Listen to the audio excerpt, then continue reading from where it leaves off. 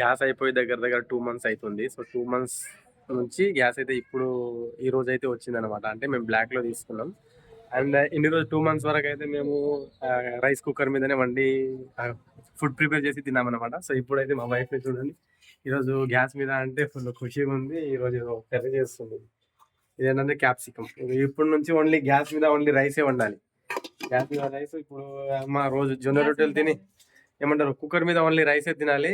And gas మీద ఇప్పటి నుంచి జొన్న రొట్టెలు అయితే మేము రోజు తింటాం. చాలా రోజులు 2 మంత్స్ నుంచి ఒక్కసారి కూడా తినలేదు. ఎందుకంటే దీని మీద చేయనీకి రాదు కదా, సో అందుకే తినలేదు. ఇప్పుడైతే మా వైఫ్ ఇక రోజు జొన్న రొట్టెలు చేస్తుంది. ఇంకా టెన్షన్ లేదు ఇక మాకు మంచిది. ఇది మేమైతే ఇది నేనైతే లోపల వీడియో చేసుకుంటుండే మా పాప ఏం చేస్తుంది చూడండి ఒకసారి.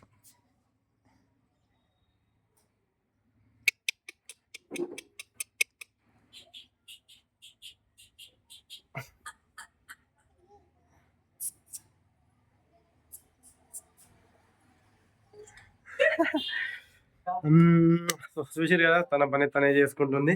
చలో 2 మంత్స్ తర్వాత మేము మళ్ళీ గ్యాస్ మీద వండుకొని తింటున్నాం గాయస్. ఏం లొల్లి ఏమో వాళ్ళు ఎవరో బయట వాళ్ళు గొడవ పడితే మనకైతే గ్యాస్ ప్రాబ్లం వచ్చింది. సో చూద్దాం ఇక దీన్నైనా ఒక 2 మంత్స్ వరకైనా కాపాడుకోవాలి ఆ గ్యాస్ని.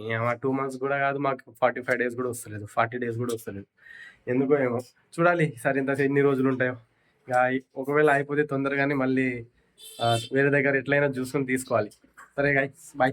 అండ్ లాస్ట్ టైం అప్లోడ్ చేసిన బ్లాగ్కి వ్యూస్ వస్తలేదు అండ్ నేను అట్లే ట్రై చేస్తున్నా. సో గైస్ ఈ బ్లాగ్కి చూద్దాం ఎంత యూజ్ వస్తుందో. అండ్ యూజ్ రాకపోవడానికి కారణం ఏంటంటే తప్పు నాదే, ఎందుకంటే నాకు ఆ థంబ్నైల్స్ ఎడిట్ చేయడం రాదు.